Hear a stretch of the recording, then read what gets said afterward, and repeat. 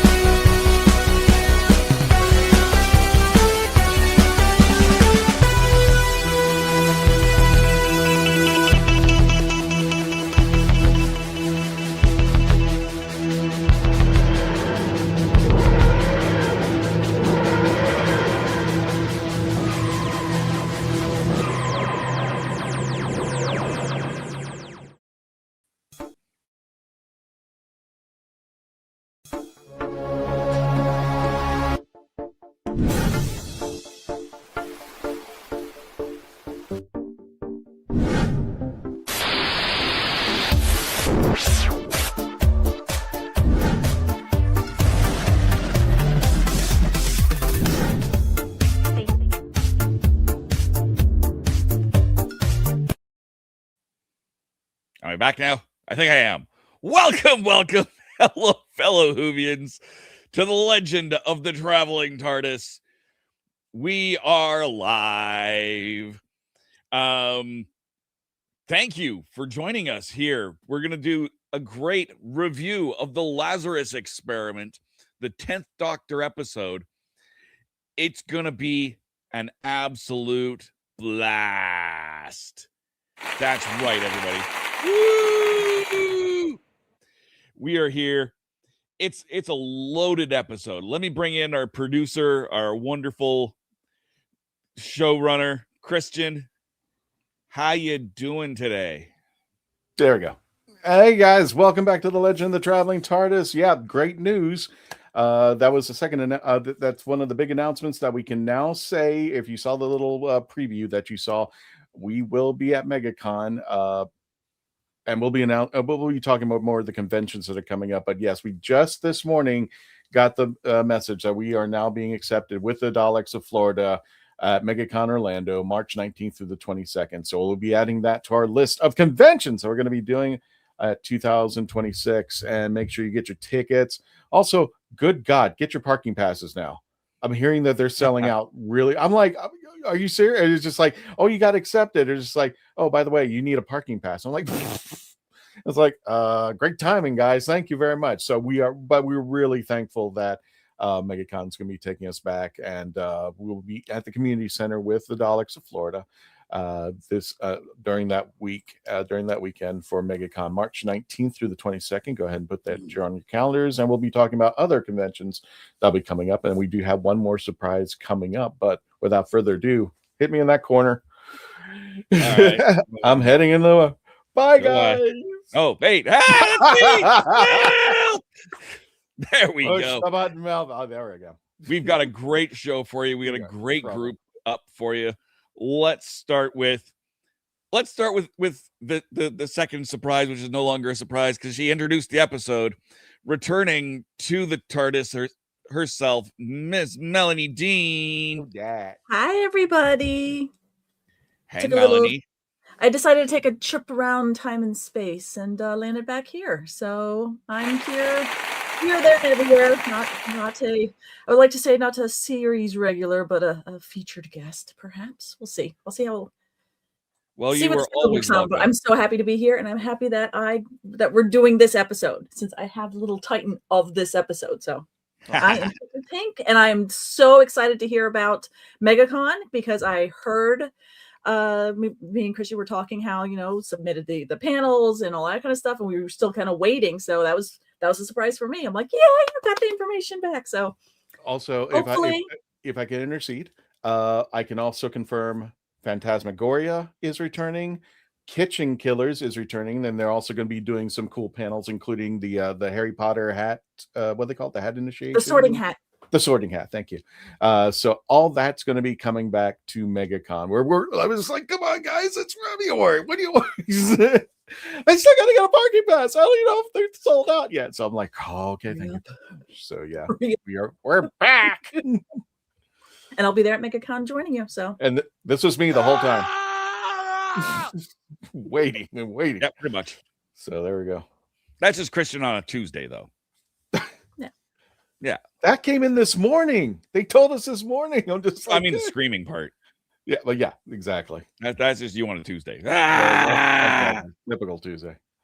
Exactly. Who else we got in there? Coming Who up else we got from the other side of the pond? We've got Candyman. Hey Hey, guys, how's it all going? I'm just chilling out.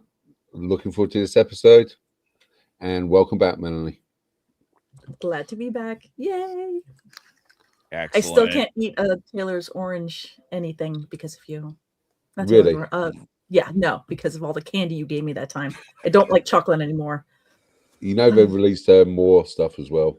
They've I now totally released said so. caramel, mint, orange chocolate, orange flavors. Melanie, No, Melanie and mint I are going oranges, to put no. Melanie and I are going to put a box together. It's going to be ranch. You're going to have a ranch enema by the time so you can get I'll cool send you ranch. again. Yeah. So it did come in. Okay, cool. It's the ornament. I love my ranch. Aside from the ranch and the Terry's chocolate oranges and the other goodness, we've also got from our philosophy is Sean. How you doing, my friend? I'm doing great. I am ready to change what it means to be human with this review. And when this episode ends, you will all wake up in a different world. Actually, wait, don't fall asleep during the episode. Watch the whole episode, then go to bed, and then wake up and be in a different world. I'm doing great. You'll be smelling Yes. like Mark Gatiss at the end of the episode. There you go. Ooh, that's not a good smell. That doesn't smell like How ranch. would you know? I don't know. Random mutated human, dead human doesn't seem like it would be a great odor. Moving on. Moving on. Spoilers, everybody. Mark Gatiss dies. Spoiler. Is that Mark Gatiss in this episode? Yes. Yes. Yeah. Wait, really? He's Lazarus. He's Wow. Where have I been? Okay. All right. I don't know. I got to change my rating now. No, I'm just kidding. Go ahead. Oh wow. Okay. And one of our producers for this evening, as well as the panelists, he's going to be taking their chats. We got Tom. Why is Tom smelling his armpits? I don't. What's going on? Smelling a Mark Gatiss. Well, I didn't shower today. I smell like Marquette. Melody is suddenly regretting her decision. I should next time Christian messages me, he's like, "Hey, can you take a call? I'll go." No. Who the heck is that? Let me tell you how many times I've attempted to do that. I mean, hi. Hi. Hi, Hello Tom. there. Hello there. Hello there. Oh, one thing. I hope you get better soon, Dan, because it's this Oh, freaking weather Oh, that hit us so badly. get better, Dan. it's Well, above freezing here. We're all backwards. Y'all get the snow, and I'm sitting here above freezing. Right? Florida's just like bipolar with the cold weather this time of year. I'm just like everybody I've known is putting on their Facebook page. They're like, if they have a community fountain or fountain somewhere, they've been taking pictures. It's like all iced up and just like, who's being cruel to Florida this weekend? We had flurries in St. Pete. Oh, good grief! It was awesome. I'm suddenly glad I'm not coming down to MegaCon because this weather will just continue to go all the way through MegaCon, and No, it's not. it'll Oh, just hell get no. worse. It is not. No, not till It's been a month later. It'll be minus 40 in Orlando for MegaCon. Wasn't the announcement of Groundhog Day that we're going to have 6 weeks more winter this year? Yeah. When they But the Earth says something else. The Earth says, no, it's springtime. I just looked at the screen and you guys are literally Brady bunching it. I did not realize that. okay. For a full house, to use a different sitcom. I don't know. That's that. Yes. Where are we? Oh, wait, wrong way. There we go. No, we'll not sing the Full House song. That's a terrible plan. Anyway, TV is gone. I wish I could reach down and grab some candy. I'm like, okay. Oh, Meanwhile, back at the ranch. what have we gotten ourselves into today, folks? Oh my goodness. A musical. So why don't we start off with our birthdays and our Who Knew news? yeah, let's go do that.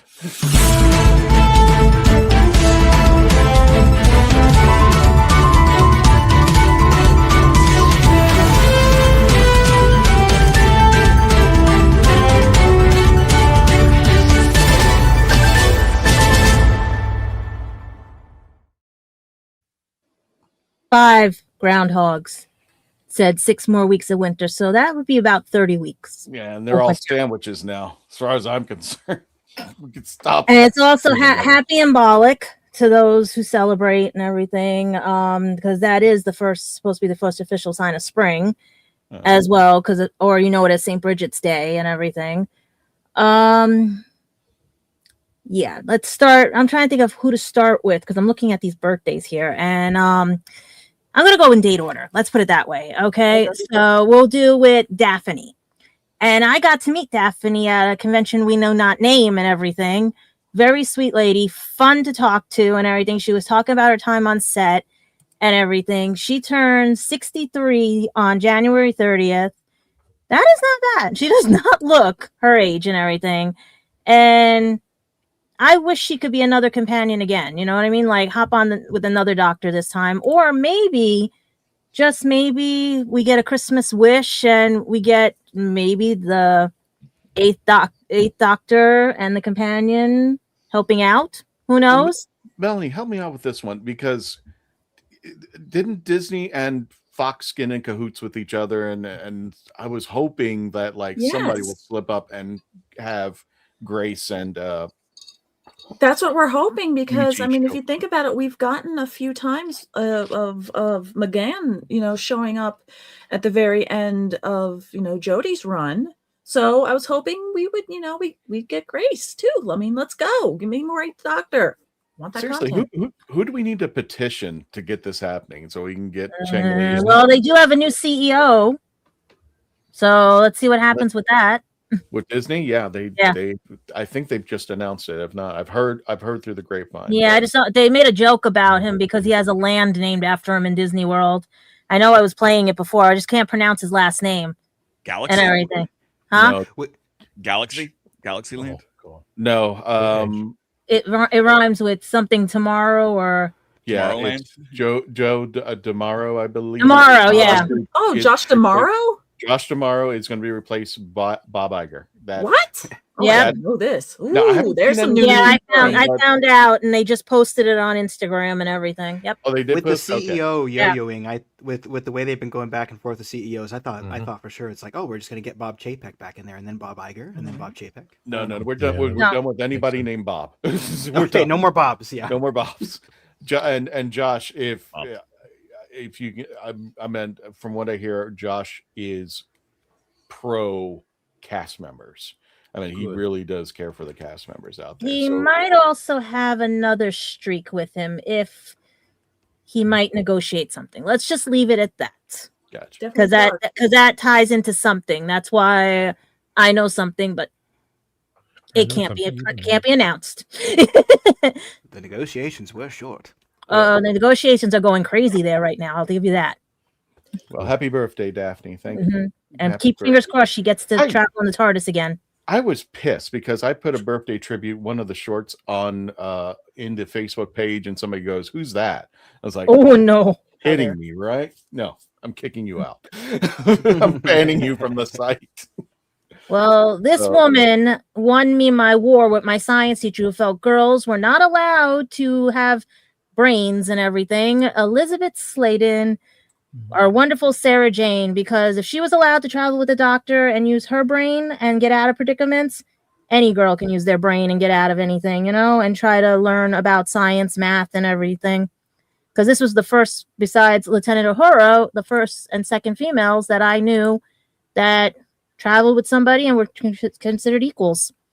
And especially when you got to watch Sarah Jane Adventures, when she took the reins, that was the best, especially with Mr. Smith. That I always couldn't wait to watch that. She is Jane. But I wish the doctor didn't leave her too far away from her house when he dropped her off. Aberdeen. Typical. I even out of directions. Yeah, but and I even made a little tribute to her when she passed away and everything, and it's on my YouTube channel if you guys want to watch. I was hoping that Sadie would get to see it and everything eventually, because it was a tribute just to her, because she traveled with them. She was the torch at that point, because it was like she was my first companion to watch, Everybody else was just, either hit by an asteroid or all the other things. Like, he was the one that got her own spin-off, got everything, She got girls interested in science, Science. She blinded me with science. And she would have been her nice 80, I can't believe 80 years 80 old. years old. Yeah, that's. I can't, Taken way too soon. Yep. This is what happens we have to do more research on cancer and everything else, like, because there's no way, if she could have been able to fight this, we probably would have had Sarah Jane Adventures part like season 3, 4, 5, all going like crazy, watch the kids grow up and everything. Who knows? I like the idea that originally, if they had kept the Sarah Jane Adventures going, you would have seen more of the companions show up. So I think Ace was staged to be one of the returning companions, and I think there was 4. I think. Yeah, Joe Grant was the first one, and then Ace was going to be next, and unfortunately, she passed. So, but too bad she couldn't regenerate, and that would have continued her show. But then again, you never know.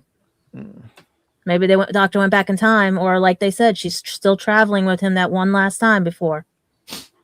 But they did give us an ending with how they caught the trickster. So if you ever want to catch that one, you can always find it on YouTube and look up Sarah Jane ending and trickster, and you can hear the tribute that everybody did for her, because she was she was really cool and stuff. And thanks to her, like I said, this teacher said girls weren't smart enough, but I proved with her, and to boldly go where no one has gone before, especially when his first appearance I saw him on was Night Court and everything. Brent Spiner of Star Trek, Our Own Data. And right now I'm trying to see what he's up to next, because it would be interesting if he does show up in Academy, Star Trek Academy, because that would be interesting.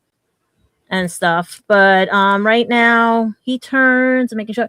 See, I can't believe this. He's 77. No way.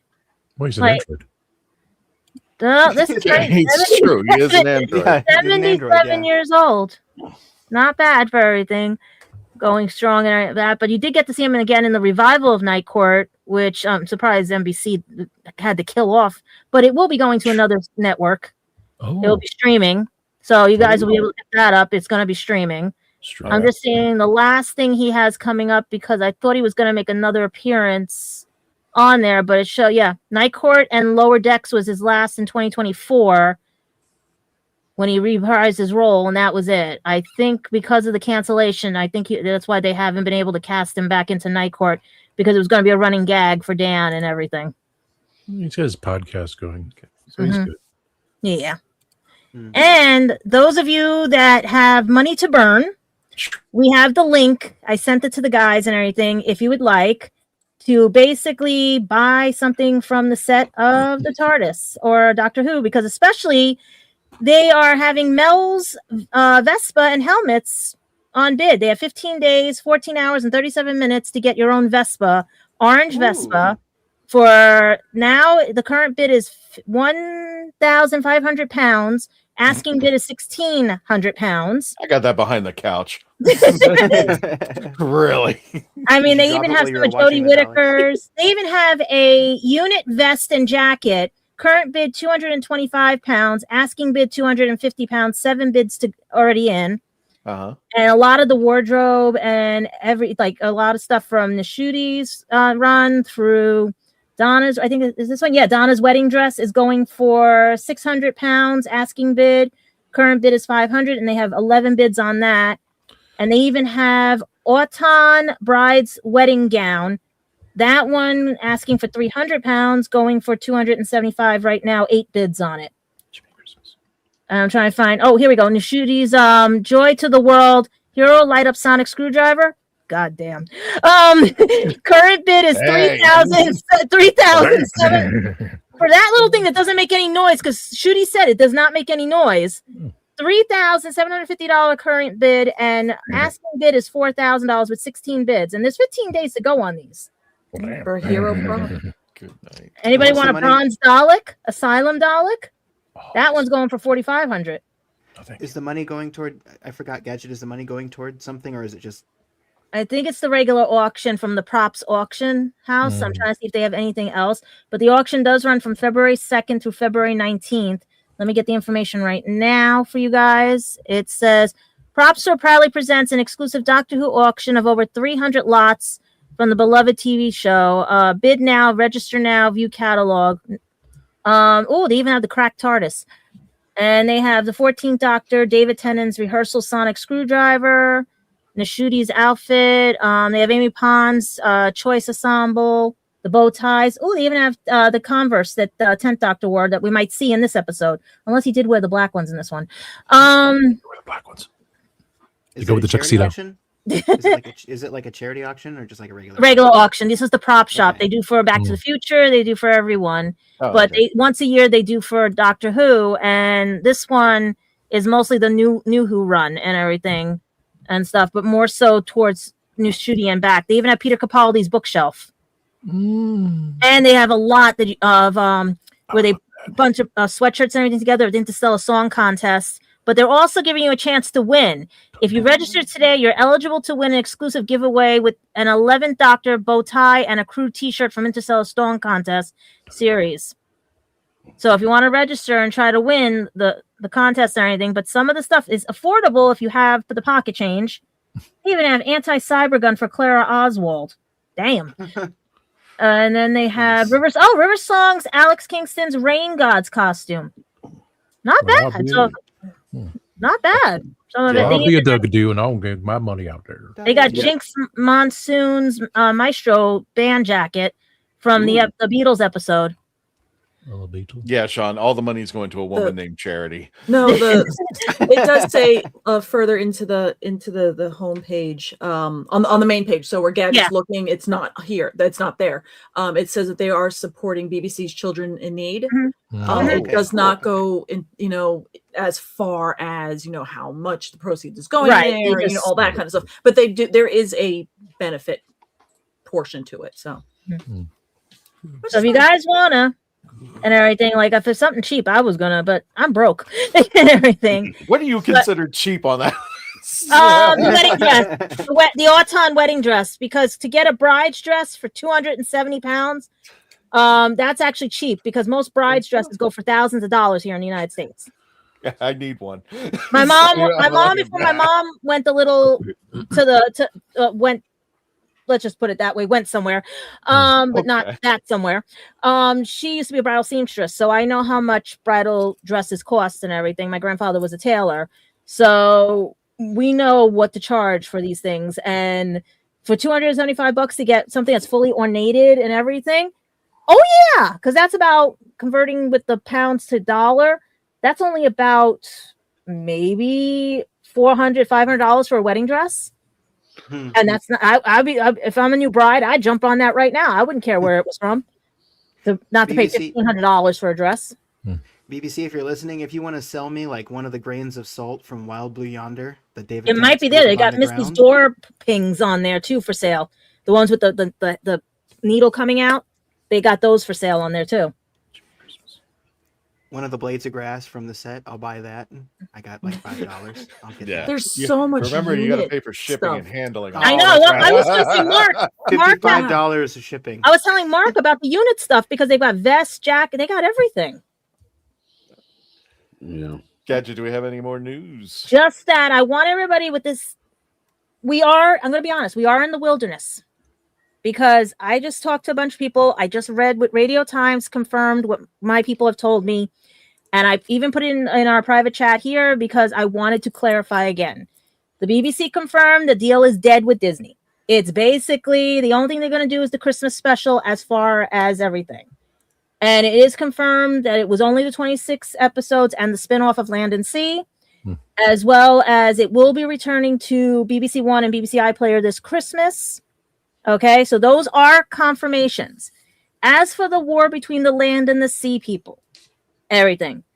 Yes, Disney will air it. When, we don't know, but they are strongly suggesting that you do not pirate, bootleg, or any of this at this point right now, because they really don't want you to do this. It was even put in the Radio Kool-Aid. Times episode. I know allegedly some have, but everything. But we are very good here, and we will not break protocol because it could be a cultural thing. They might have to edit something. It could be a thing with terminology. It could be a certain scene that now turned me off of the actual episode and everything and stuff. The way they handled it, because someone let the cat out of the bag on that one, and it wasn't even the show. It was actually BBC itself, and I'm like, nope. We You here at know? the Legend of the Traveling TARDIS do not permit piracy of any kind, but if you do know how to do it, please send that information to Traveling TARDIS 25. If you express that person, you do not At necessarily least That's supposed to be a Pirates British when- accent. when it's Amy I don't Pond care. or Sea Devils. Slurp. Because right now, we actually are reviewing an episode that ties into the land and the sea, and you'll get to see the guppy before they became the top fish. And we do have one more. Are we clear with the Who Knew News, or I'll go ahead and... Yes, we are. And also, I just want to say one thing. Congratulations on MegaCon. Welcome back, Mel. And also, bear with me, guys. It's been a bad weekend, and I apologize to anyone and everything that's been going on and stuff, but life hits, and it hits hard sometimes and everything. But I just want everybody to know things will get better as long as we work together. Okay? Everything.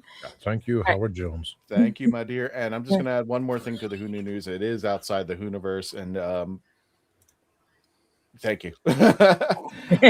Paying attention. I was excited about seeing this movie because I am a big fan of Markiplier himself, and I was skeptical amongst other people that were like, "Oh, this is." It's a YouTuber putting out a movie, and I'm going to say this. I'm not going to spill anything as much, but totally worth it. It is longer than I think it should have been. It runs about just a hair over 2 hours. I think they could have cut it down to 90, but all it is Markiplier in a submarine in an ocean full of blood. That's it.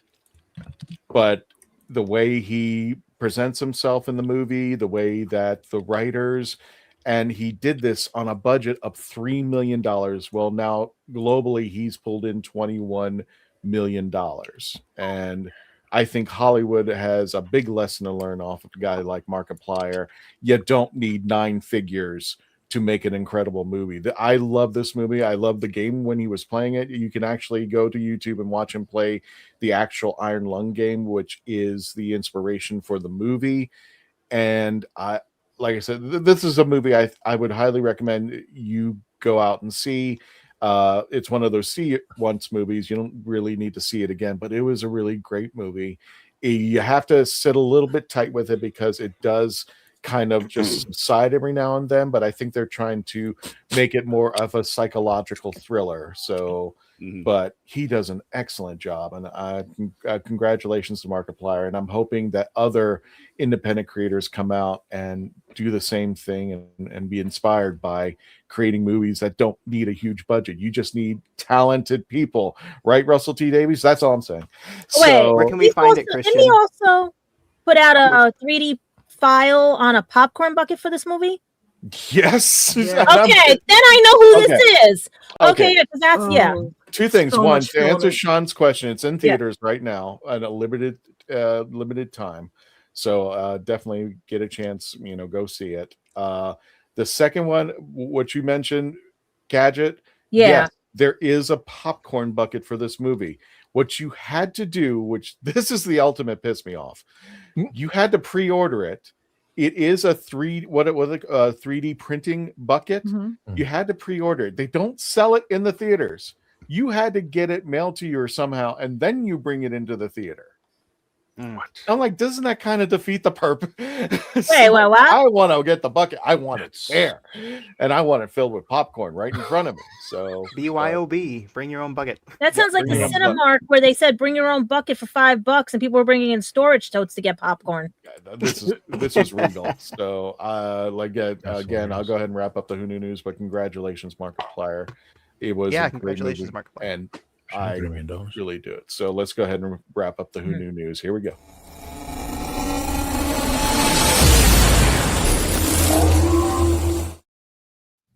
Boom, boom. Right, that didn't. All right. There we go. There we go. There we go. Mhm. We are back. It's All right. slow. It's slow. Hello, everybody. So let's get on with our review of the Lazarus Experiment. Dun dun dun. For those who are just joining us, it's a 1 out of 10 TARDISes. And you guys at home, please put your ratings and comments into the comment section. But let's get quickly. We'll go from the ratings and then we'll go back through and see who's doing a review. Let's start with Tom. What 1 to 10 TARDISes? What do you give the Lazarus Experiment? I thought by this morning, I forgot. I will go with a 8675309. The hell? That's a lot. Jenny's not home. Jenny is not home. She's stuck in Stranger Things. I got it. I agree with Gadget. 8. Wholeheartedly. Dave, if we could do this, can we just pick up the numbers and then we'll go to a commercial break after? Yes, that sounds like a perfect plan. So Gadget, what do you give? A 6. All right. I'm freezing here. Sorry, guys. I'm trying to. There is no heat in a New York City apartment. So temperature influences your rating? Damn straight. Okay, well, that's fair, I guess. Sean, what about you? New York City. I was going to give it a middle of the line score, but after seeing that CGI, I got to say 10 out of 10. No, I'm going to give it a 7. 7? All right. Okay. And Candyman. 6.54321. Blast off. And of No, course, I can't take you people anywhere. You know, I always There's find like size from everyone. Are we there yet? Julie's put a freaking decimal in He only gave one whole number once before. The rest of it has been decimal. that's true. Melanie, what did you give it? I'm going to give it I'm giving it a 7. And we'll talk about it after the commercial break. Yay, 7 Club. High five. And That's Club 7. Kristen, before we go to break, what do you give it? 6.9. Nice. Just Wow, right Christian. below- Really? You're just Yeah, I can you're do just it, not yeah. going to be in the club? Okay. All right. All right. I'm right next. I'm the neighbor next door. Yeah, okay. All right. You know, you've already said your piece. Exactly. All right, so why don't we go over to a quick commercial break, and we'll be back with our review of the Lazarus Experiment when we return on the Legend of the Traveling TARDIS. I didn't listen to that voicemail. I'll tear open that letter you sent. Don't you tell your friends I want you back. I gotta leave you now and unread, because you've already said those words that switch my heart to dead from loving you. So you'll stay ghosted and I'll stay focused on sewing clothes. The spell stays unspoken, a dark silhouette of a marked man, and I'm broken. Right down, I didn't listen to that voicemail or TikTok that story you sent. Don't you reel me in to get me back. I'm gonna leave. Are you tired of toxic fandoms? Do you wish we could go back to being happy? So do we. We created the Happiness Patrol to get away from all of the toxicity in fandoms, in life, and so we decided we wanted to do a show about something that makes us happy. And in the first season, that something is Star Wars. So join myself, Cameron, Scott, Jessica, and Melanie on Happiness Patrol at youtube.com/@happinesspatrolshow.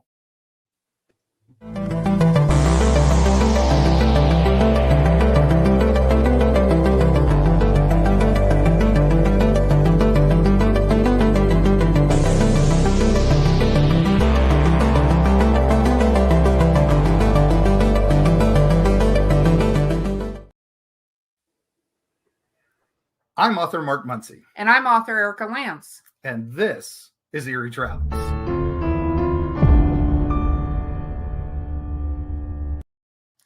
Greetings, travelers. Join us as we travel through folklore, myths, monsters, legends, and dark history. Now, we'll be your guide to the spooky side of reality as we discuss cryptids, paranormal, and all things preternatural. Sometimes we find the truth is way scarier than fiction. We're on twice a week on your favorite podcast platforms, including iTunes, Spotify, Amazon, and YouTube.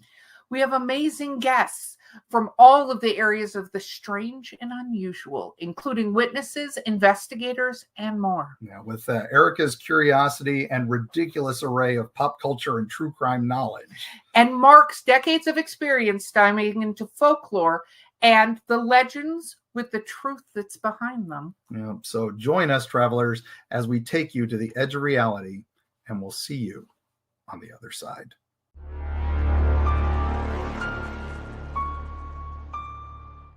So what's your favorite Western? Is it this one or maybe one of these? Is it a revisionist Western, an anti-Western, or maybe it's an all-time classic?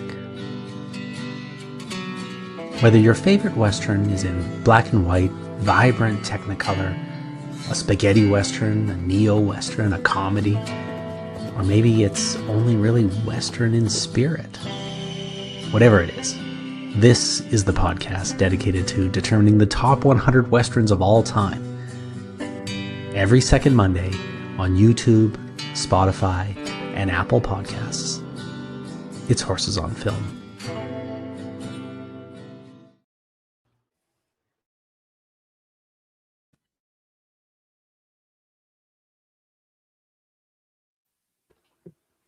Spoilers! This is Sophie Aldred with The Legend of the Traveling TARDIS. That's right. Spoilers, everybody. We're talking the Lazarus Experiment. We can't talk about an episode without spoiling it just a little bit for you. I mean, we probably could, but it'd be challenging. So here we are. I'm going to go slightly out of order today because I know Sean has been having some internet problems, and I want to make sure we don't lose him. So, Sean, you gave it a 7. Why? What made it a 7? Why not a 10? What hit? What miss? Right, I did. You know, my internet's been pretty okay. I mean, you can do it in the normal order if you want to. I mean, it's fine with you're me. Off. Go for it. Okay, cool. Well, yes. So I gave it a 7 because I think it's an excellent story with some decidedly mitigating factors that come into play toward the end of the episode, which knock it down a little bit. And for those of you who've seen it, you probably know what I'm talking about. But I'll get to it in just a second. When I started this episode, and I did watch it today. I've seen it a few times, but I always like to refresh. And what really stuck out to me in the beginning of this episode was how well everything really seems to gel together. I mean, we've got the RTD1 era here, and we've got... Right. What's up? Nothing. I'm just looking at the picture. I'm sorry. Oh, yeah. That's just Is it the moment that I'm thinking of? It's everyone trying to get out the door. Yeah. Oh, okay. Martha using the screwdriver. Yeah. There is some goofiness in this era, you know, and as we can see, but I do think this era has a certain feel to it, right? Because even when you have your quirkiness, you've got David Tennant giving his performance. I mean, everything from the cinematography, the music, and the performances and the lore, it's we've got some gold for pictures. Sorry, Sean. I know you. No, it's okay. I was just stopping to appreciate it. I'm sorry. Okay. Full disclosure. Yes. I'm not the one who picked this pictures. Gadget so far has picked these pictures. I'm just like, these are classic gold right now. So we're getting like your real time. I had some of them sent to me from some friends. Okay. They don't have a certain thing on the corner, but they come from a certain studio. I just we're getting Christian's reaction. I didn't even look at them right now. So no, I'm just letting you know they came from a certain studios because these are the ones they can give out because they don't use them. Get it? Fair enough. Sorry. Yeah. Yeah, but they're good. Some are good. Wait till you get the Marthas. Christian, none of us told you this, but this is actually a Christian try not to laugh challenge. That's what this is. Yeah, no. The show? No. Yeah, we're all in on it. But yeah, it does have some goofiness in it, but I think like it all gels together very well, and it made me think of my thoughts in general about the show and its showrunners and where it goes, and I may touch on that later in the show after everyone does their reviews, if I have time, which I might not, which is fine.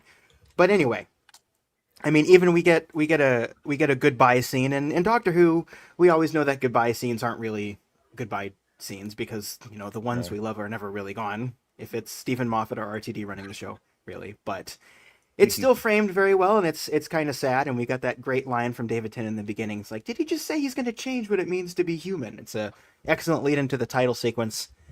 And one thing I'd forgotten about is how good Martha's family is in acting. I had kind of forgotten about that. Martha's mom, I think, is perfect in the role in this episode as well. And I love the chemistry of the two of them. I love the interactions they're having at this little soiree, this little scientific showcase they're going to. It's very Spider-Man 2. I just kept saying the power of the sun. I mean, it is very Dr. Octavius. But I can see David Tennant putting into the performance the way that he's kind of going about this, and Martha is pining to have the Doctor's heart, and he is not reciprocating, but the two of them are still really good friends. You can see that very clearly in the performances. And I got to say, the first time I saw Mark Gatiss in this role as Lazarus, I immediately said to myself, that's an older guy, and that's a younger guy in makeup. I immediately thought that when I saw that the first time. Oh, yes. But even that is forgivable, because when he comes out of the machine and touches his face and everyone applauds, he is really good in this role of Lazarus. And I think the acting is quite strong in this story. And it's all set up to be just this fantastic, goofy Doctor Who tale. Until we get to the CGI, guys. And I wish I could keep a really high rating for this, but I just can't. I just can't. It seems to me that it always makes me think that a PS2 monster, or maybe even a PS1 monster, is just coming after the Doctor. And I don't understand why they did this, because they could have put Mark Gatiss in just like a rubber suit and had him run around in a giant crab people suit or something like that. You could have had something like that, like the crab people from South Park. It could have been done. And would it have been goofy? Yes, but this is Doctor Who. This is what we do. We do big rubber suits with guys running around in them and chasing people. And it just, as cool as the setup is, I think that's why it's so jarring. And a lot of the time when you have something like this in an episode, people will kind of go back and critique it unfairly, I think. But I mean, the reason people don't talk about this in the same context they talk about Love and Monsters is because it's kind of a Serenga conundrum situation. The 13th Doctor had an episode called the Serenga Conundrum, where there was a monster called the Pating. And everyone is reacting to this monster like it's the most terrifying thing in the world, but it looks like a Stitch plush from the Disney store is chasing everyone. It's so cute. And it is cute, and it takes you out of it. And it's like, it really isn't the actor's fault. I feel kind of bad for the actors in this story as well, because it's like they're probably going through this episode thinking, man, this thing's going to look great. This is going to be so terrifying. And like, they're putting 100% into the performance, but I can't fault them for that at all, because it's just a thing with VFX. And no disrespect to the VFX people, but it really is one of those things where I wish I could just say it's really great aside from the effect, but you can't take yourself away from the effect, I don't think. Now, it is bumped back up to a 7 in my opinion, because at the end, you get David Tennant and Mark Gatiss really acting off of one another, and you have this fantastic thought, in the cathedral where they're circling each other, and the Doctor's talking about what it means to be human, and you can see it in his eye line. And I understand why everyone who was cast in this episode was, and even down to Martha's family, where you get the little lead in with Harold Saxon. That's a great little tease that you get in this episode right there too. And the misdirect with him going in the ambulance, kind of almost like a Night of the Living Dead type thing, where you come back to the ambulance and everyone's dead inside of it. So I think, I mean, and even I have to also give a shout out to the actress who played his wife, because some of those scenes where he's being so cruel to her are so uncomfortable. especially given what's about to happen and how silly it is. It is played well, and Mark Gatiss kind of acting like his bones are crunching. That could have been done badly too. It wasn't. It was body horror. I like it very much. Mm-hmm. So I think overall, this is a very good episode with a very bad effect. So it's an okay episode. That's what I've got to say. Okay. All right. That's valid. So we'll skip back down to the bottom of the ratings. We've gone for a mid-range. We'll go for a down. So we'll go with Gadget. You gave it a 6. Mhm. What didn't work for you? How do I put it? I just kept seeing Martha be belittled by her family, because the mom didn't get all the story straight on who the doctor was. I told you they sent me someone. What is going on there? Justice for Martha. My Pringles. Justice. I will die on this hill for her. Oh my dare. God. Not again, Jesus. Gadget, thank you. Thank you for bringing all these pictures on. Jeez. We got constipated David Tennant, and now we got. Thank some people at a certain studio in Britain. That picture. Yeah, thanks Go some on. people over at the pond. I told you I get stuff Oh my that they God. can't use, so we can use I'm it. frightened now. No, there's a good one in there. I Did you get need the to check Spider-Man the one? two. Because Before I I think somebody would like the Spider-Man one that I Good. sent you guys. Because that was the reason I gave it a 6 was because even Sean said it. It's Spider-Man because I literally found it was a throwback to being in the pipes from our previous doctor and everything because he was going through all the pipes and the thing. Like I just kept seeing hashtag like all Easter eggs for every old Whovian show in this episode and everything. But the main thing that got me mostly was the fact that what is the price of youth? Is it worth your soul? Is it worth your genetics? Is it worth your mental state? What is it to be young again? Because like the doctor says, sometimes it's a gift, sometimes it's a curse. It's basically, what is the price? Are you that desperate to be young? Does life owe you anything? And can you change your faith and everything, And this thing about like Martha always being like the way her mom says, you should know better. Who's this person? Very suspicious, everything. And then at the end, where you get the guy telling like bad things about the doctor, but the mother always to believe it first. And you can see how the two sisters get treated all the time and everything. One is treated nicer than the other and everything, and then ends up being a fish later and everything. But like I said, for me, this episode was what's the price of youth?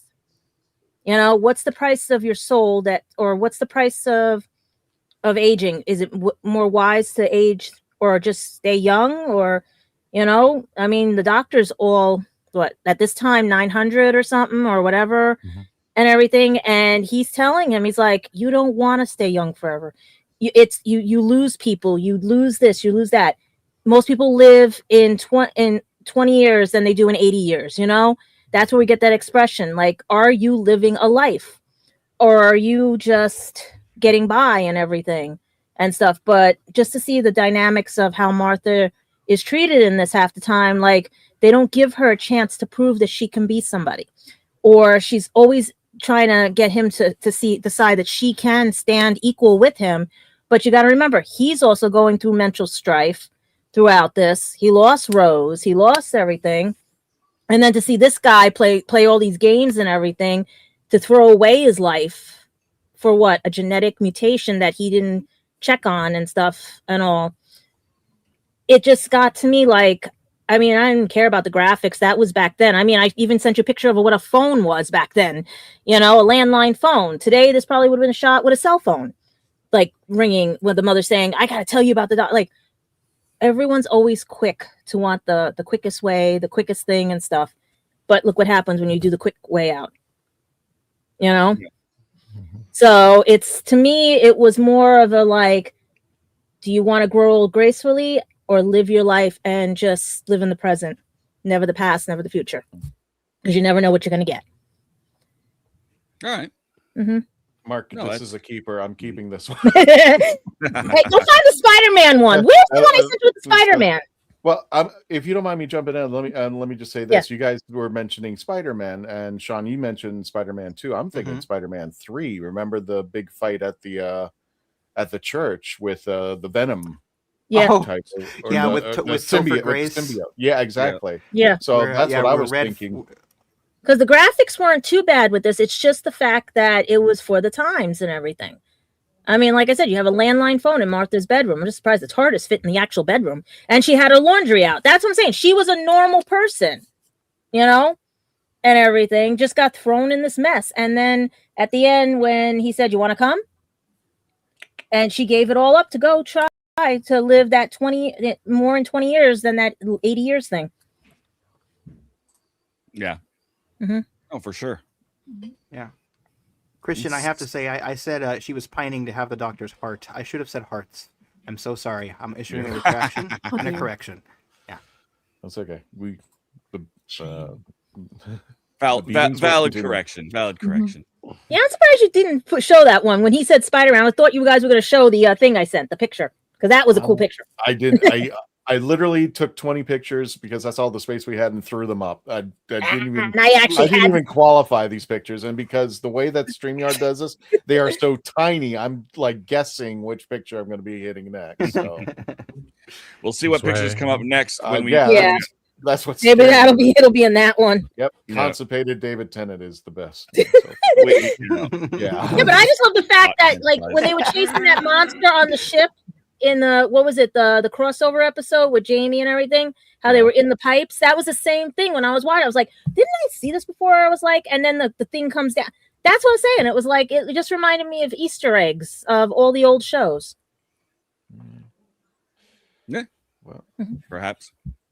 But we may not know what the next picture is to come up, but we do know what the next rating was, and it was 6.54321. Mark, what kept it from being a 7? I found it to be okay. I'm going to say this one. I have this saying: immortal until the day I die. But yeah, no, I found it very, very much like a filler episode, and it's sort of dragged through the first part of it. The special effects of the Mark Gatiss as a scorpion sort of thing. It's very, very dated. It does look like something out of the Resident Evil PlayStation 1 graphics. And I understand where Sean's coming from that one. Is he wearing nail polish? What is that red thing going on in his face? What is that? There's been theories. Okay. Go ahead. I'm sorry. You carry on, Christian. I just found it apart from the Saxon reference, and it just didn't grab me as other episodes in this season. It's just watchable, and to me, it was just I can understand the concept that was going on. Guy wants to live forever, but we sort of saw that when he was starting killing people and draining their essence. We already saw that in Smith and Jones 3 episodes beforehand. And it's it was nothing new. It was nothing it was grabbing me by a thing. If they did something like that, this was he's turned into it. It was like watching The Fly, but Doctor Who's skin. Yep. And I just feel it wasn't for Mark Gatiss was brilliant acting. David Tennant awesome. Martha was rebound girl as always. Which I feel sorry for her sometimes, but does she do it to herself? Who knows? I do like the bit at the end with the Martha and thing where they're saying goodbyes, and she doesn't understand when the doctor says okay. That was quite interesting. Okay. Oh, you're saying goodbye now? No. Okay, you can come with me. But on the whole, it was just, to me, I just felt it quite bland. I'm sorry to say that, but an interesting fact, okay, this is sort of not related to this episode, but it is, my surname or family name got changed in the during the war. Now, actually, it was called Lazarus or Lazarus. So if it wasn't for war, I might have been the Candyman Lazarus, which is quite interesting. But yeah, that's why I rate it at 6.54321. It was like just going down, Neil. I believe what everyone was saying is correct. It just didn't gel for me. I don't know why. But I think it's one of the weakest episodes of the season. Mm-hmm. There's a lot better ones like Family of Blood, which is a completely different. If you compare Family of Blood, which we probably might do in a couple of weeks' time, and compared to this, it's night and day, basically. Mm-hmm. All right. No, we got some good, some good consensus going on, and some good opinions. I'm liking what I'm hearing so far. I'm excited to hear what Melanie has to say. Melanie, welcome back. What you gave it a 7? Yes. I could just say ditto to what Sean said and move on. Because he hit all the points I was going to say. So how dare? Sorry. No, and honestly, so did Mark. One thing I thought about this episode was it's called the Lazarus Experiment. Your main character is named Lazarus. It's gonna be what it says on the tin. Somebody wants to die and come back, whether or not it's that, whether it's cheating death, whether it's a resurrection thing, it's clearly that's going to be some trope throughout here. There's going to be an undercurrent of that, or an overcurrent.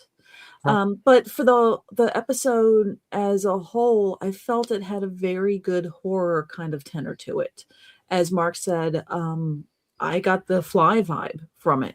So you have a scientist that's going to be experimenting on himself to, try to, to cheat death, or to extend his life, that kind of fun thing. And it goes awry. Is mostly because in this case, it's not a fly that gets inside, that kind of screws up, but really it's the scientist's own hubris, thinking that he's godlike and he can cheat, basically cheat death. Now, the portion of it where he turns into the monster, and then from there, yes, that was absolutely, as Sean said. No, I'm sorry, it's Mark. Whoever said it, Resident Evil kind of vibe. That became more that Mark said that, and then Sean mentioned that it was very body horror with how Gatiss, when he was talking to the wife, Lazarus, when he was talking to the wife, is doing these kind of little weird things. And I kind of joked to my husband at one point saying it was bonitis from The Simpsons. But you can see that for the effects for 2000, I was this 7, 8 when it was released or made, or what have you, thereabouts. That's the effect that we were getting around for Resident Evil, for the Umbrella Corporation, all the John Carpenter and horror movies coming back out, and what we could do with The Thing, and it was that vibe. Yes, it's a sign of the times, so we just embrace and enjoy it, because something that massive and that much articulation and all that would be crazy to try doing practical effects. And Doctor Who's really good about putting practical effects when it comes to prosthetics and doing their aliens and makeup and all that. But something this grandiose, it's like, well, let's go ahead and just try our hand using CGI. And while we can look at it and laugh now and going, oh, that is some terribleness, they were using a lot of the things that they could do to try to hide it, where vis-a-vis using shadows to kind of hide some of the flaws, trying to light it certain ways. But the monster itself did very well when they were filming, interacting with its physical environment. So when there's one point when they have the little wrong door kind of thing, when somebody gets into the elevator and it goes up, and then they jump into the one that goes down, and oh, look, they missed each other, that kind of fun. But when they start, or even when so when they do that, and then the monster kind of runs in after them and jumps over like this, like, I don't know, it looked like almost like a stairway, but it kind of jumps out from one area and it slams into this glass railing, kind of balustrade, and the Doctor and Rose kind of run out of frame. It really did well. So they really did well with the physical area where they were filming, considering that the CGI monsters, you know. So that was actually really well applied. So effects wise, I like it. The beginning of it, I wasn't a huge fan of, you know, the acting. It's a sci-fi, it's Doctor Who. It is, again, a television show. We feign reality and we're just going to escape into this little world. But man, when the ambulance happens, when he takes the body, puts it on the ambulance, they take off, and then it crashes. I feel from that point on, that's really where the writing gets good and the performances get good. As it was mentioned before, that part where they find Gatiss and they realize, oh, he's at the church, because I remember him saying that's where during the Blitz, that's where his family was, that was his safe space, and he returned to that safe space. That scene of them walking around in circles and how the writing was tighter, the pacing was tighter, the performances were just wonderful. I loved how you have him on the ground, but you could still see Gatiss is trying to rise up. I mean, there's a lot of there's a lot of motifs going on with the Doctor being above him and talking down to him, and that he's trying to rise out of his position. Wonderful. Just that right there was just a masterclass. And that's what really made me make this review go up for me. Did I need the part of him being trailed up to the bell tower and now the Doctor is the Phantom of the Opera playing the pipes? We just kind of went right back down. That's where fine, some things we have to watch, so that we watch that scene so that, all the other kind of stuff so that could run. But then it tied itself up nice and pretty in a bow, and it ended, and it was a decent episode. I agree with Mark in that this isn't the strongest one of this season. There are Family of Blood is amazing. Hint on that, spoilers on where I'm going to go with that one if I'm on that particular episode. But yeah, 7 all around. I think it's a nice, solid. This is a great episode. We see him back in his little tux again, and there's a lot of snippets where we see Martha again starts pining for him, and justice for Martha. I really wish that's the one thing I really do not like about the season.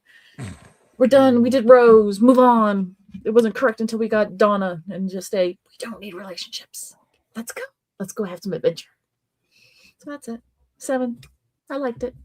Good Doctor Who. Nice. 7 Club. Woo! Magnificent 7. 7's a good, and 7's not a bad rating by any stretch. It's not. It's just not the. And even though I may have skipped it, 6.9 is also not a is also a nice rating. Mm-hmm. Yeah, it is. So who would do that to this episode? Christian, 69. Yeah. Why? 16. Oh, why? Why would you say 6.9? Oh, sorry. I'm just going to leave this picture up the whole time I'm reading. There you go. All right. Whatever. I thought we were going to blur it.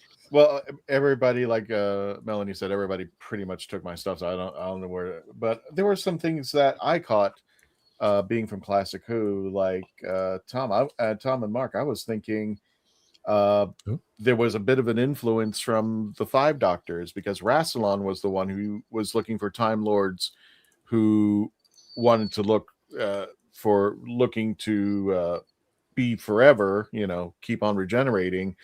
And Rassilon set up that trap for everybody who wanted to live forever, in the 5 Doctors. Okay, what was it? For those who win, or something like that. To lose is to win, and he who wins shall lose.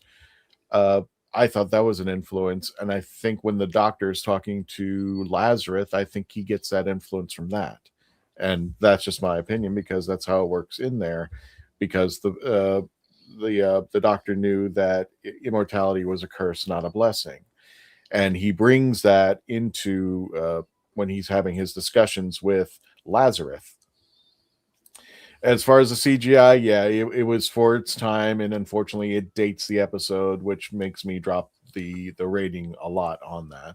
And that's kind of, that's the thing of the time. They were doing this on a shoestring budget, and that's what they had.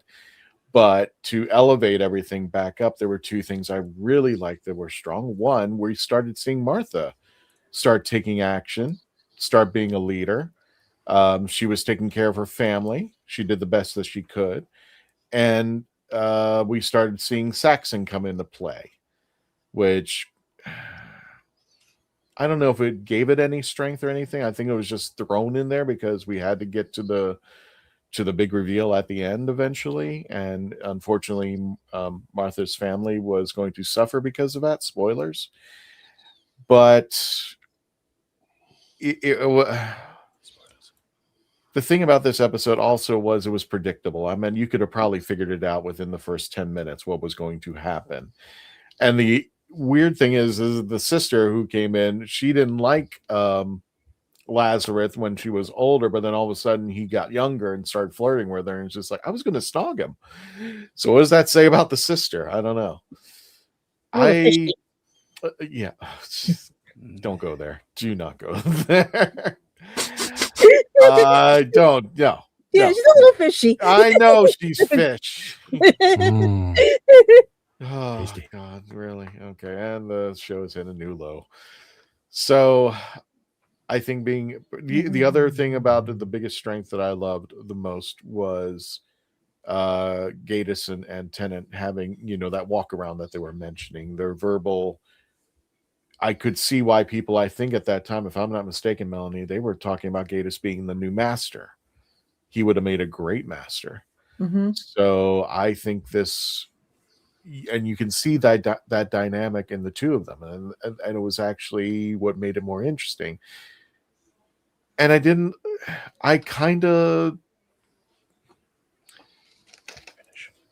want to say it was thrown in. I guess maybe strategically written. I didn't appreciate. I guess I wanted a little bit more. I wanted to feel more sorry for Lazarus. I wanted to feel a little bit more sorry that he was a failed man.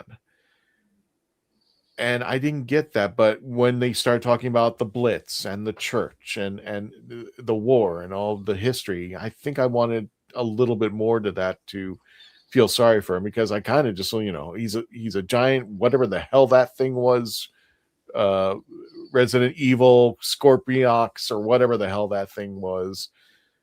And during that time, I didn't care. I was just like, go ahead and kill him, get rid of him.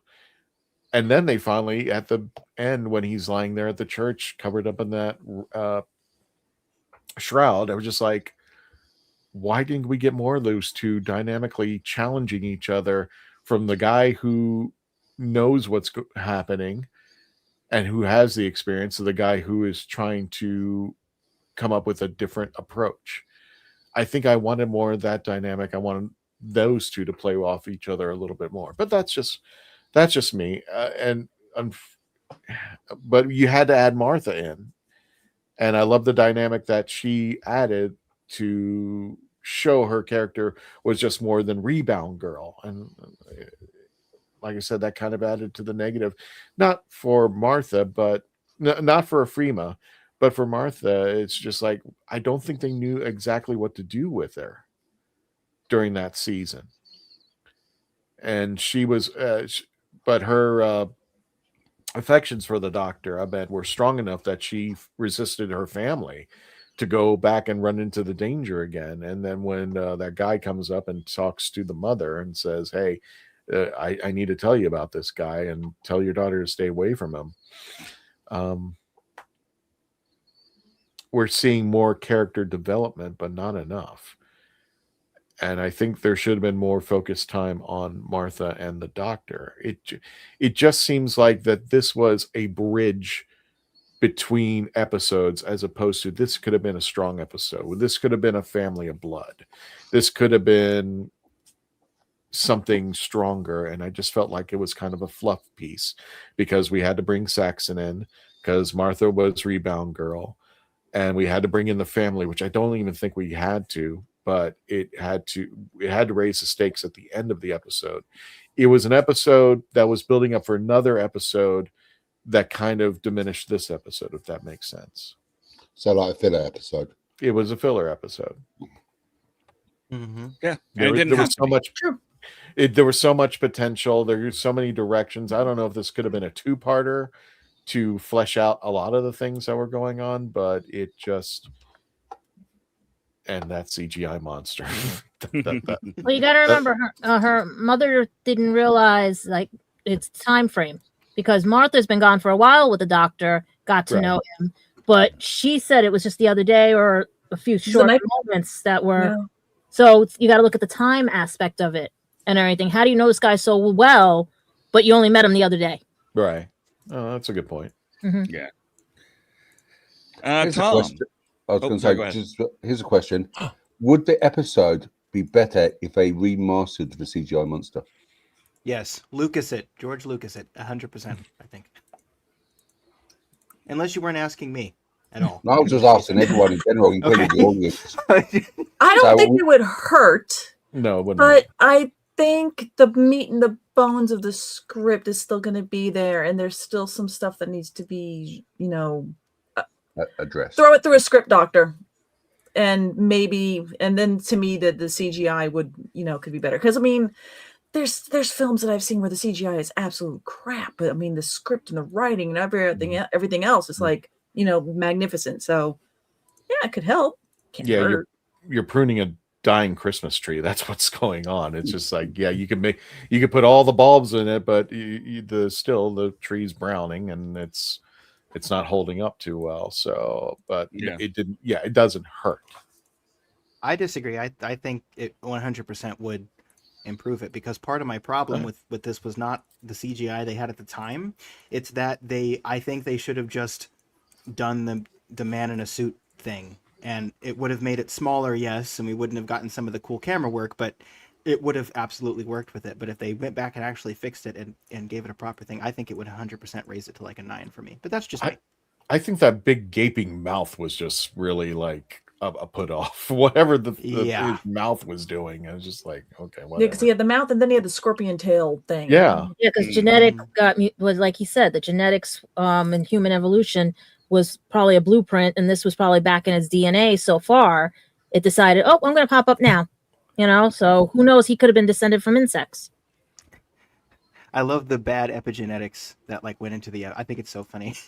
Like, this was a rejected thing. I was like, oh no. Well, you can think about it. If they claim aliens and seeded the earth and everything, and half were like of glowing beings and half were lizards, what's to say something didn't have an insect? Yeah. Who knows? Because there are people that still have the males that have the tail, just a little smidge in the tail right there. So it's all genetics. Things happen. Yeah. We're all descended from this and that. Frickin' dinosaurs become chickens now. So Well, since you're talking, Tom, might as well. Yeah, exactly. Tom, let's bring you up, brother. 309. What worked? What didn't?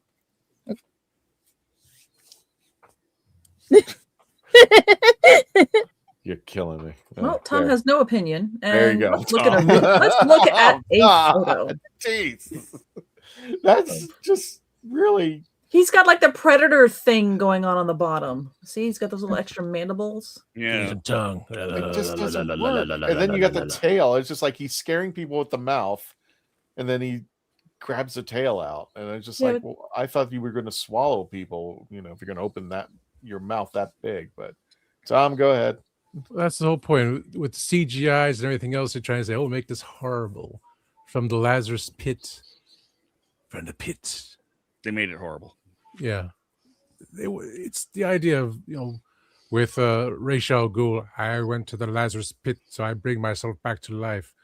All these concepts of the flies, so you can enter this and become something new. So it's just, what can we do to make it different? So, would you please take the picture down? I'm not look at this thing.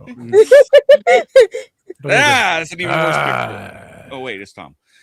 That's no. Kind of wish My butt is better. I just want to let you know Anyway. we blame Gadget for this bouquet of pictures. We can't see those tiny little pictures. That's why I don't Love do you, the Gadget.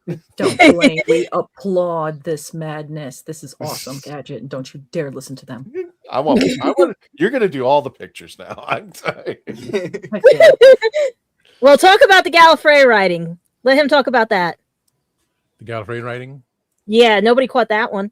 Yes, Because I still say it's Bad Wolf. he has to find that picture somewhere with all the pictures. That if he did post it, or rather, I can't even tell this tiny little phone thing, which seems to be getting a lot more people watching. There was a big giant. With that sticker? Excuse me. That black and yellow sticker? There was someone put a big giant banner on the wall. Say, well, let's just put up here, and it was the Gallifreyan symbol, the symbol that was on Saxon's ring. Mm-hmm. Oh, Well, just the circles, not the right. That's why I said someone sent me some nice pictures. Oh, that's what he said. Nice shoes to her. It's getting better. Oh, God, what black? Okay, to match my tuxedo. so That's why I said some people sent me that because they thought you guys would catch on to that. unfortunately, I don't think I have it on here. So keep going, Tom. The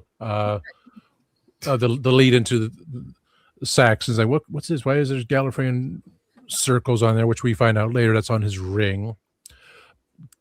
The Lazarus pit situation. This was certainly done many times over. Of course, it was done on Next Generation when the old admiral had a serum, which he was old and made him young, but he took both of the serums, one for himself and his wife, so he could be ready and prepared for the meeting, which screwed him up.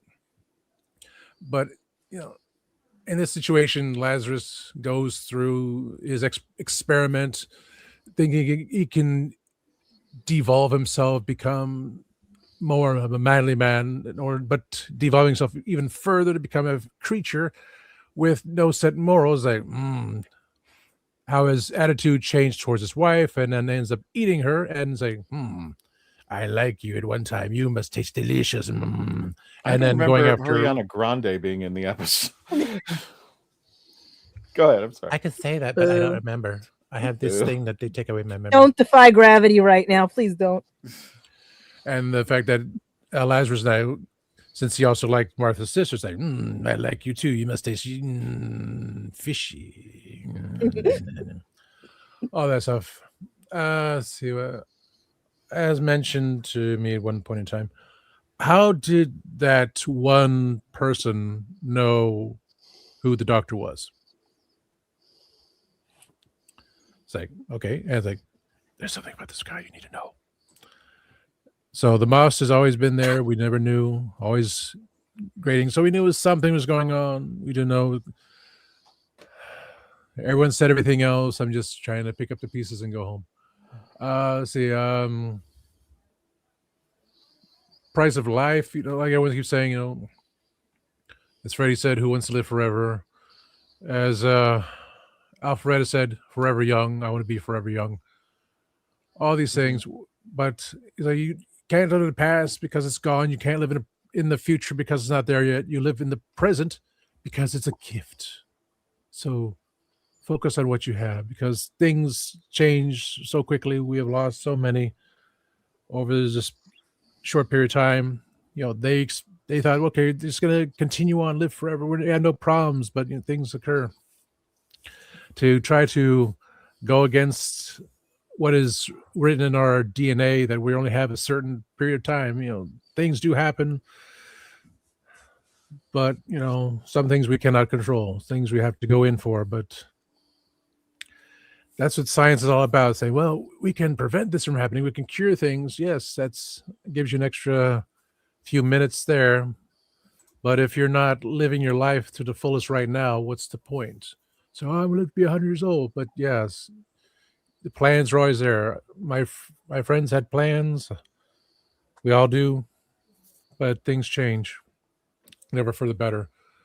So the idea of this story, just another rehash, but put into Doctor Who this time. So how are we going to make it with the scary monsters. Oh yes, let's turn him into part reptilian and such, and or insect, and create all this things happening.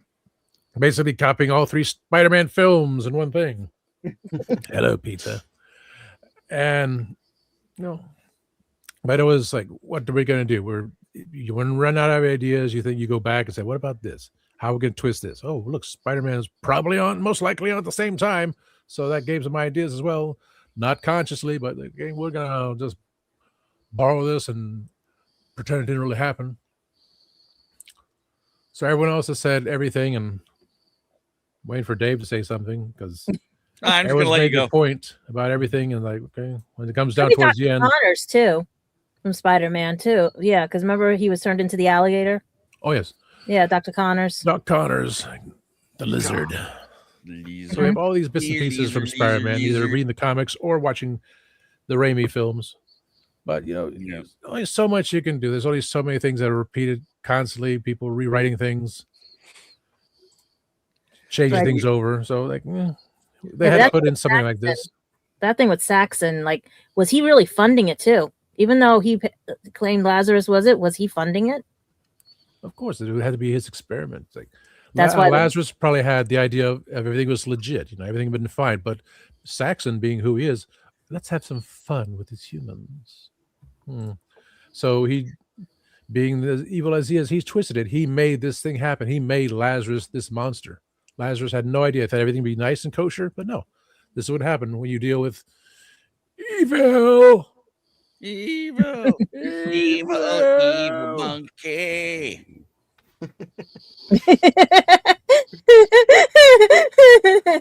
Bubbles. Yes, Professor. So yeah, anything, if Saxon was involved, he has his fingerprints all over it. That's why that 1%. Oh yes, this guy's the doctor.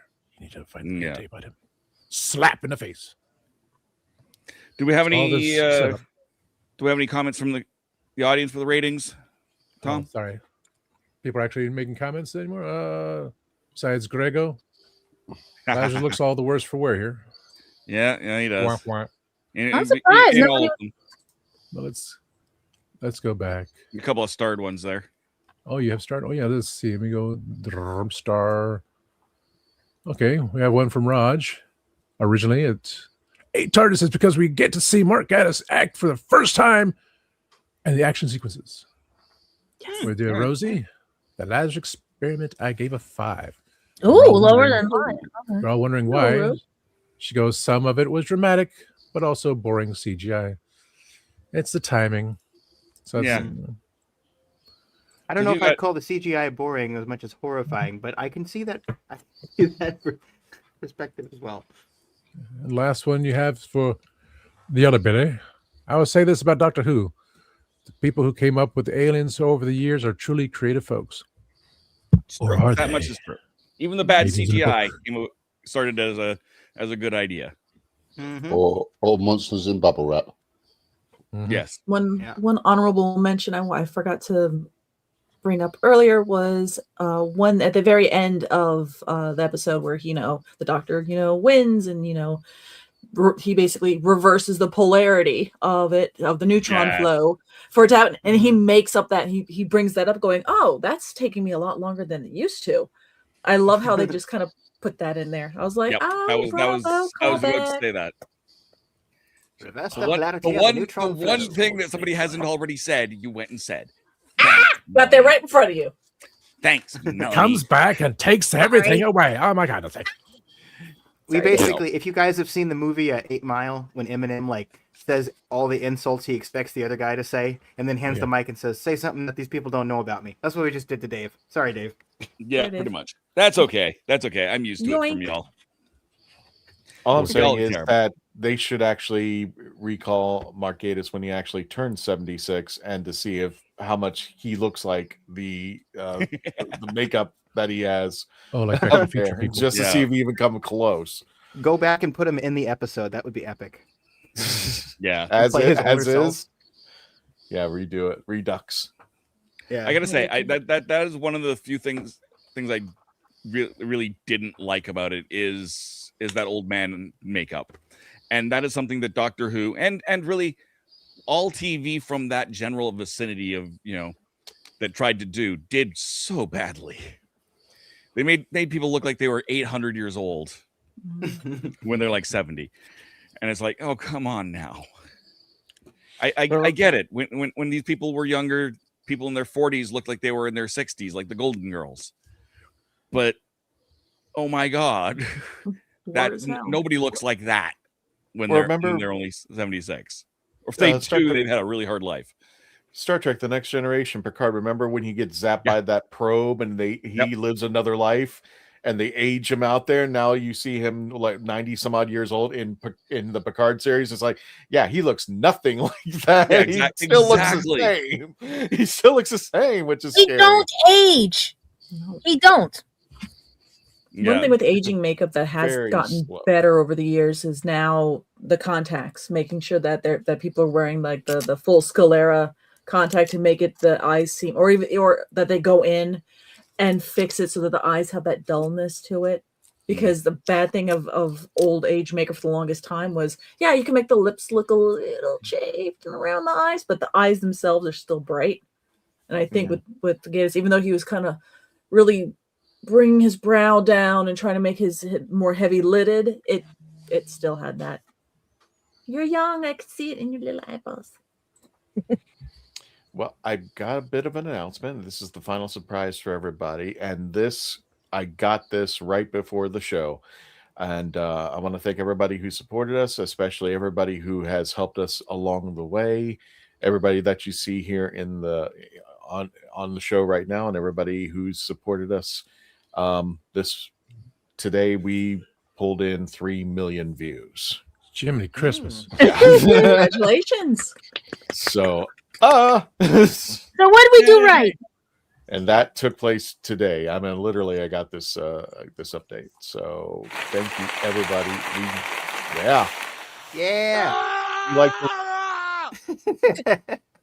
And we're at what, 108K right now for the channel? Yes, 100. We're at 108K. 108,000. So very cool. We are slowly moving up over So there. what's the next color that we get? So what's that? What's the next color we get? I don't know, but it's 1 million. I think it's. They don't do the 500 anymore. No. They changed it so much. They're cheap These people are. I'm like, going wow. local. It's like, okay. So on the march to 1 million. We're on a march to 1 million. Good grief. So they send you the thing. They're like 100K. Yeah, see you at 1 million. You're like, wait, but exactly. Now do that again 9 more times. I'm trying to see where my friends are at acquaintances are at right now. One of the channels. Basically, Sean, is make us more money, get us more people. Yeah, basically. Get us more eyes on the turn. Did you have more review left, David? Or David? Oh, damn. Dave? Sorry. I was thinking about David Tennant. I'm sorry. I do. I'll take the other David. I'm surprised we're not going to get nailed for that one. We are. I'm sure YouTube has got some kind of bot for political statement. Yeah, because I just looked at my friend's page. They're at 800. Well, acquaintance 858K. Ooh. Nice. And I only met them in 2024. And I was going to talk to them about something coming up, but I didn't realize they were getting that popular. There you go. So that's what I'm saying. It is possible. It is possible to get them. It is definitely possible. And they did it since 2024. They were at 200K at that time. Ready to put this in the can? We just need more sexy pictures of Mark Gatiss, and that'll get us in. I'm sure Gadget can find them for us. I am very sure. I'm a detective. I can track them. Not again. I know. The only last thing I want to say. Yes. I gave it a 7 because I didn't get to go. Yes. Oh, okay. What? I wonder how that feels. You're the host. I give it a 7. I didn't mind the CGI for dating, but I wish they had gone for something more human. More of a Jekyll and Hyde type creature. I think they could have done almost everything they did with that, but had it look a little bit more realistic. Even if they still full CGI'd it, it still would have looked more realistic than that scorpion thing. I loved the reverse the polarity throwback. Loved the throw to what we will find out in a few episodes about Harold Saxon. I won't throw that spoiler on who Harold Saxon is out just in case we've got someone who doesn't know. You'll find out very soon. Awesome. That was important. Dum dum dum. Dun, dun, dun. And I absolutely cannot stand Martha's mother. Cannot stand that. Nobody could stand her. No. So yeah, I'll keep it short because everyone has said everything that I had to say, really. So there we go. She talks a lot about you. What'd she say? Stuff. Stuff. Oh my god, I laughed so hard. I forgot about that. When he's like, stuff. Stuff. Things. Yeah. What are you two doing? Stuff. Stuff. Yeah, that was perfect. I did also like the big wind-up slaps, like always the mothers. Yeah. Yeah, kind of like Jackie. It's like Jack Sparrow. I'm not sure I deserve that. You know? Yeah. I'm beginning to think that that's what RTD does. He makes a companion, and then he makes them have to bring in the mother. That's Rose had the mother. We're 4 for 4 now. Yeah. It's even Ruby Sunday. We had a mother and a grandmother. But they loved the Doctor, though. That was the difference. We had Amy Pond. They brought in the daughter. So that one. And Donna had the grandfather because the father passed. And her mother. And her mother. Oh, yeah, mother, yeah. Donna's mother did not like the Doctor. All their mothers didn't like the Doctor. Yeah. But no, Kristen, Jackie was trying to hit on him. We wanted to wrap this up. Kristen, what do we got coming up? Oh, you got coming up over here. You're going to find Melanie and I over at MegaCon Orlando. We will be in Artist Alley. And yes, thank you, MegaCon. They made the announcement this morning. And where did they put you guys? We are in the community center where we also they've let the community center people know. So as far as I know, Phantasmagoria will be there. They'll be returning. Billy with Kitchen Killers, who've seen these episodes on our show and they simulcast here, will be there, and he will be doing special panels like the hat sorting, Harry Potter hat sortings, and such. So keep an eye on that. You can visit his table. Also, Billy and I have a competition going on. We will be selling Kitchen Killers barbecue sauce, and we're going to see who can outsell the other. Bottles will be served over there. So, and I don't know. I'm buying mine from Billy. Oh. I'll be giving out the free samples. I don't know if he's figured it out yet. So free samples. We'll be giving not free samples, but sampling, so you can try the barbecue sauce. So still free. Again, Melanie and I. Melanie will be. You're in the Artist Alley, right? I'll be in Artist Alley, but I have plenty of coverage, so I will probably. I'll probably be over by. Tell them what your booth name is. Pieces of Melee. We don't have our numbers yet. Gotcha. But we don't have our location as of yet. We just know that we were going to have a space, and we don't know the panels yet. So we'll be making sure that we update the social medias once we get the information. Again, over the Orange County get your Convention parking. Center. Exactly. Definitely get the parking. I'm hearing it's selling out fast. March 19th through the 22nd. Later on, we will be returning to Space Coast Comic-Con June 20th to the 21st.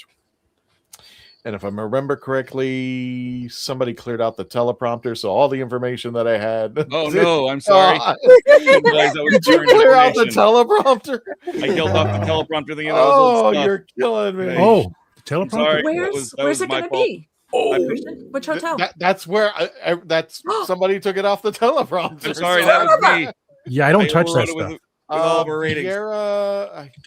Quickly, hold on. Somebody can look it up. I will. Thank you, Marco. Be a hero. Well, if you want Oh to. dear Lord, hold on. Space too Coast loud. Comic-Con will be located at. Let's see, vendor today. Welcome. Where's the hotel list? Guest sponsors, venue, history. Okay, venue. This is when you type fast. It will be at Melbourne. Play Melbourne, City of Melbourne. What hotel? Come on, tell me the hotel because it's got the picture of the hotel here. It's held in Melbourne, Florida, at the Wickman Park Community Center. There you go. 2815 Leisure Way, Melbourne, Florida 32935. God, the dyslexia didn't kick in. Thank God. Or you can just scan the QR code and get your tickets information on that. but it will be. Here, at let's put in the private chat June for you 20th guys. to You can 21st. copy and paste. Now, keep in mind, MegaCon, we will be joined with the Daleks of Florida. All of them. They will be there with their traveling TARDIS. Space Coast Comic-Con, we're not sure as of yet if they will be joining us. If it will be Dalek Hal. But definitely the Daleks will be returning with us. Ancient City Con, September 25th through the 27th at the World Golf Village Renaissance Resort. It's a beautiful resort. If you're staying on the premises, it's gorgeous. They got a hot tub and everything. And It's an awesome convention. We were honored to be one of the first ones that Max, who runs the convention, he came up to us and said, yeah, come back next year. So we were very excited to be entered. We'll be coming back for September 25th to 27th at Ancient City Con, located in St. Augustine, Florida. Get your tickets now as well. Make sure you get your hotels, because that hotel does sell out very fast. So also, I got a lot of stuff going on in here. You're getting too popular. Well, no, Tom, did you have something to say about Spill the Geek Tea or something? Because I see some stuff in here. Oh yeah, because this Sunday on Spill the Geek Tea, we're going to do part 2 of Outside the WHOniverse. This is all with Gadget. I decided part 3 is going to be the week after, so the rest of the crew can have our time to do it. But this one is specifically for Gadget to talk about everything that she could not talk about last week. Took me till this morning to figure it out. I should have done it. So it actually is a tie-in to our sister show. Isn't that interesting? Yeah. So part 1 was here, part 2 and part 3 are over there. This is for Gadget. She will host Spill the Geek Tea episode. I will produce, so this will lead into her other shows. So I figured that'd be perfect. And he surprised me with it this morning. I surprised myself thinking about it this morning. I think it's part 3. I think that's part 3. I find my pictures that my co-host, moderator, and friend Kenzo's Creations took from my Satanized video. Actually, that's not part 3. That's for the AI video. That's for the AI episode we're coming up with. All right. Well, does anybody have any closing stuff before we go ahead and wrap up everything? I had one thing I wanted to say earlier, but if we are absolutely out of time, I'll just wait. Hit it up, Sean, real fast. Yeah, well, I was just gonna say when I watched this episode, it was just it reminded me of the era of this show, and how nowadays we're kind of recycling and putting the same stuff back in. I've recently been watching the show Starfleet Academy from Star Trek, and it is a more casual show, but they are very much going in a different direction, and some people aren't going to be happy, but I think it puts the motion in place for some better things to follow. And I think in Doctor Who, we need a reset. We don't need to be trying to find a way to recapture Russell T Davis's energy. We need to try to find the next Russell T Davis. That's what I got from this episode too. There you go. Cool. All right. Well, let me do the little round robin thing. Dave Chapman, you can find him on youtube.com/theratHole.ca. You can also see him on Horses on Film, as well as Happiness Patrol. Don't forget to get Spill the Geek Tea with upcoming episode with Gadget, Tom, and Mark. Our philosophy is you can catch Sean over there on his YouTube channel and Melanie on her Instagram at Pieces of Melee. So I think I got everybody, because we're going to go ahead and wrap it up there. So many banners. Did I miss something? Oh, we're just throwing the banners up now. Looks like it. Sorry there. I don't know So which way to look, because it's either mobile or it's YouTube. So it's like, so without further ado, let's go ahead and wrap it up. Melanie, since you're back, if you could have the honors of leading this one out there, we always say goodnight to Simon as the last thing. And everybody in the chats, if you could go ahead and say goodnight to Simon, we'll go ahead and wrap it up. Everyone, tell him goodnight, Simon. Melanie, go ahead and lead us out. I don't know what to say. Just good night, Simon, and I miss you so. Good night, so, Simon. so. Oh yeah. Good night, Simon. I miss you so intrinsically much. Good night, Simon. Night, Simon. Good night, Simon. All right, Tony, take us out.